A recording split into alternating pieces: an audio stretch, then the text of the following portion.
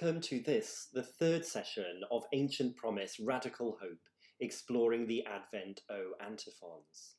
I'd like to start today's session by taking us further into what Christian prayer looks like and by exploring something more about the exilic prophet Isaiah. We have seen that each of the Advent antiphons is a prayer of yearning for God to come. And we've also seen that each of them draws on the rich imagery of the book of Isaiah. So this double focus feels like a good place to begin. So first to prayer. Rowan Williams reminds us that all authentic prayer relies on the assumption that the grace of God changes what we can say to God, and so changes what can be said of ourselves.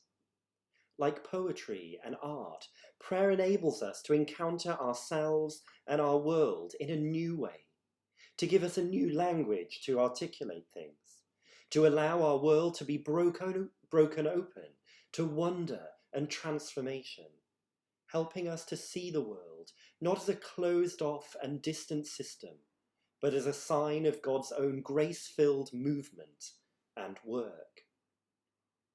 In his writings on the Psalms, some profound stuff about prayer emerges in Augustine. And he writes about the repeated emphasis on hope and unfulfilled desire that he finds in the Psalms. And he says that this is the heart of Christian discipleship. In their prayers and in their laments, the psalmists cry out from the darkest places of human alienation and lostness. Out of the depth have I called to you, and out of the broken mystery of the human soul, sinking in ambiguity and exile. This is the world of incompletion, a world of yearning, out of which all prayer comes, and it is a world that each of us knows only too well. But all of this might make us feel that our prayer only ever comes from a place of poverty, frustration, or lack. But the Christian tradition asks us to think of prayer in a very different way. For the Christian, prayer becomes a movement within God's own self, the ebb and flow of the tidal movements of grace. This is prayer in the power of the Spirit and in union with Christ, made to the Father. Prayer can never be in our voice alone, but rather begins and ends in God. This, of course, is the movement of divine love, a movement that we can be drawn into, a movement of initiation and response, a movement that is as natural as the rhythms of creation itself. Father Angus spoke in the last session about the spirit that answers the poverty of our own prayer by welling up within our very selves and groaning with words too deep to express, as St. Paul says in the Epistle to the Romans. This is Christian prayer as the movement of the Spirit, a spirit that isn't distant from us, but that is closer than our very breathing itself, a spirit that erupts from the unknown depths of our very lives and gives voice to our deepest longings and hopes. More than this, the Gospels show how our own stuttering prayers become enfolded in the words and prayer of Jesus, as he shares our human flesh and speaks our human words and feels our human wants and needs. And so, as Jesus cries out in grief at the grave of Lazarus, his friend, as he sweats tears of blood in the Garden of Gethsemane, or as he cries out, my God, why have you forsaken me?" upon the cross, we can know that Christ speaks for us, acts for us, loves for us, so that our speech, our acts, our loves may find their place in him. So often as we pray, we are tempted to think that God is absent. Yet when we hear Christ speaking our words of anguish, we know that we're not alone, that God isn't absent. Christ's humanity is inseparably linked with God, united with God, so that if he gives voice to our suffering, we know that this suffering cannot silence God.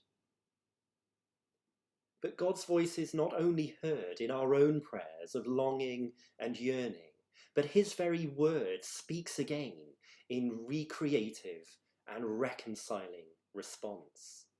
This, of course, is the prophetic word itself, voiced most clearly in the Old Testament by the prophet Isaiah. The work of Isaiah, as we now have it, is actually a theological rendering of three main voices. The first, speaking out of the 8th century BC, and encountered in chapters 1 to 39, indicts the people in their failure to equate authentic worship with the call for justice, and calls them to a new and radical trust in the God who can topple empires and who champions the cause of the poor. The second, found in chapters 40 to 59, speaks to a people deep in exile, countering the loss of hope and the domestication of God with a poetry of doxology that recasts reality around the return of the divine king and the ruination of the imperial power of Babylon. And the third, found in chapter 60 onwards, gives an enthralling poetic vision of Zion as magnificently restored after the dislocations of international oppression and spiritual exile, and that this restoration will lead to nothing less than the recreation of the whole cosmos in justice, beauty, and peace. Isaiah is an extraordinary work of imagination, poetry, and prophecy. At its heart, the book of Isaiah moves the people of God from prophetic critique and judgment towards prophetic energizing and hope. God will meet his people right in the middle of exile and despair, and he will bring a new exodus. Though God seems to have been banished from the world, his return will bring renewal and recreation, homecoming and joy. This prophetic word is designed to energize the people of God to fresh faith. But, as Walter Brueggemann reminds us, notice the radical, bold, even revolutionary form this energizing takes. The prophet employs no psychological gimmicks and no easy meditative steps, because the issues are not private, personal, spiritual or internal. The only serious energizing, says Brueggemann, needed or offered, is the discernment of God in all his freedom, the dismantling of the structures of weariness, and the dethronement of the powers of fatigue. Lament is the loss of true kingship, whereas doxology is the faithful embrace of the true king and the rejection of all the phony ones. It is this energizing to prophetic faith that each of the Advent antiphons calls us towards. So the first of the pair today is O Oriens. O dayspring, brightness of light everlasting, and sun of righteousness, come and enlighten him that sitteth in darkness and the shadow of death. In some of the most famous words in Isaiah, chapter 9, verse 2, this is what he says. The people walking in darkness have seen a great light. Those dwelling in the land of death's shadow, light has beamed on them. And right at the other end of Isaiah, Isaiah 60, 1-3, we read this. Rise, O shine, for your light has come, and the glory of the Lord has dawned over you. For look, darkness covers the earth, and thick mist the peoples. But nations shall walk by your light, and kings by your dawning radiance. But what is this land of death's shadow, and this darkness that covers the earth? And who is the one that sits in darkness? For first Isaiah, the people who are walking in darkness and the land of death's shadow are the people of Judah themselves. The context is a political one and refers to the failure and oppression of the royal leader Ahaz. Throughout the Old Testament, the king was meant to be an instrument of justice, a sign of God's love for his people, a love that gathers, protects, and nurtures. As Psalm 72, a wonderful royal psalm, reminds us, give the king your justice, O God. May he defend the cause of the poor, give deliverance to the needy, and crush the oppressor. But as was so often the case then, just as it is now, justice is easily forgotten by those who exercise power. And so royal consciousness dissolves into a politics of oppression that ignores the cries of the marginal or dismisses them as a danger to the state. For those ancient people, royal power had conjured a dark cloud of injustice, oppression, and shame. So that's the context of first Isaiah. But in the wider context of the whole of the book of Isaiah as we have it now, the darkness that covers the earth is the darkness of the people's exile. And this exile is where the powerful oppress and abuse those who have no power. This could be the collective world as the refugee or the outcast might experience it, a place of hostility, of violence and displacement. But it could also be an interior world of exile, a place in which we feel trapped in our own isolation, lost in our own landscapes of anxiety, of suspicion and fear. External or internal, such landscapes are touched at times by an almost impenetrable darkness. But it is right into this world of transitoriness, tragedy and guilt that the light of God comes, asserts this antiphon. But how is the light born? Well, in Luke's Gospel, the evangelist begins by drawing up the world just as we might imagine it. A world in which history is made and named by kings, emperors, and governors. But in each case, Luke immediately takes us away from these figures of power and position and orientates us towards the marginal and the insignificant. An elderly and barren couple, a teenage mother-to-be, some unnamed shepherds, and an old man at the periphery of the temple. Even as we are told that the powerful will be cast down from their thrones and the rich will be sent away empty, we hear only of the birth of a miracle baby on the edges of society, of a nativity in a lowly manger.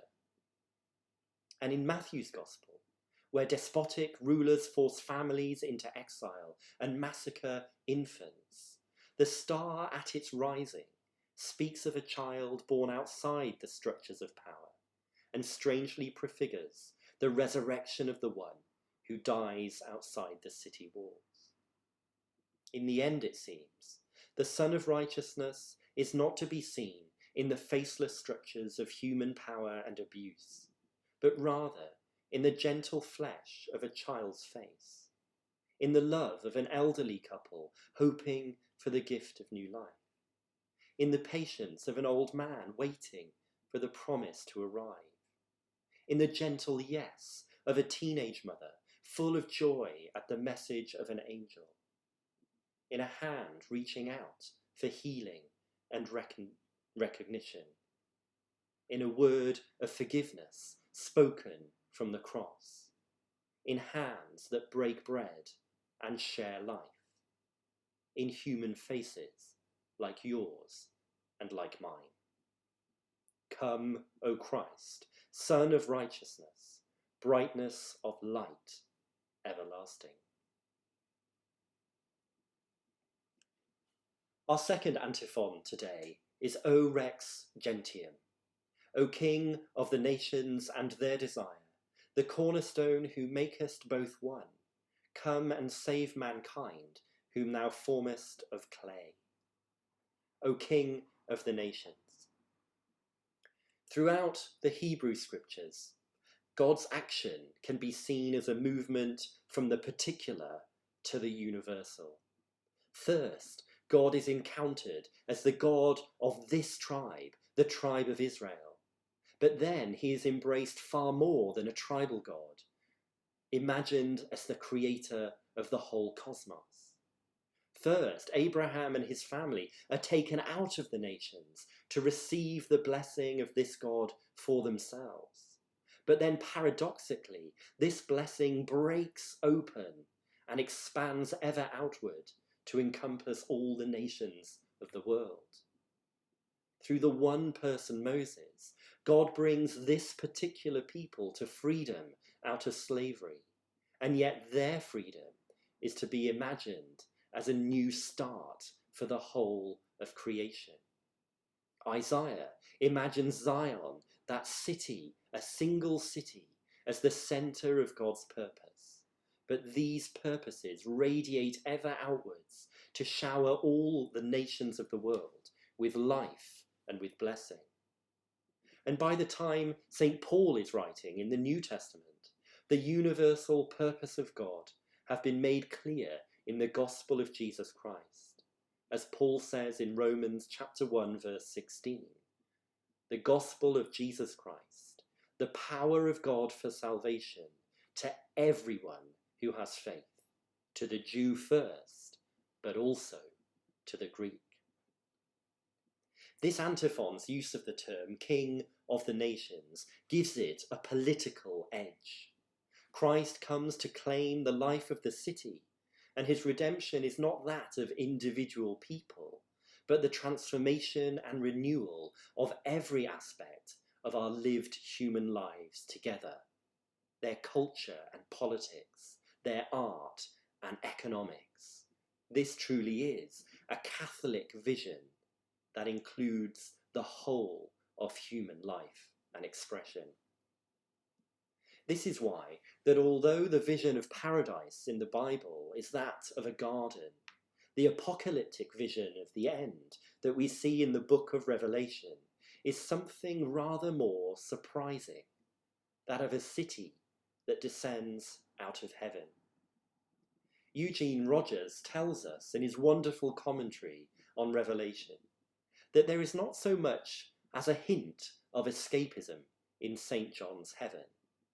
This is not a long, eternal weekend away from the responsibilities of employment and citizenship, but is rather the intensification and healing of them. Heaven, he says, is formed out of dirty streets and murderous alleys, adulterous bedrooms and corrupt courts, hypocritical synagogues and commercialized churches, thieving tax collectors and traitorous disciples. A city, but now a holy city.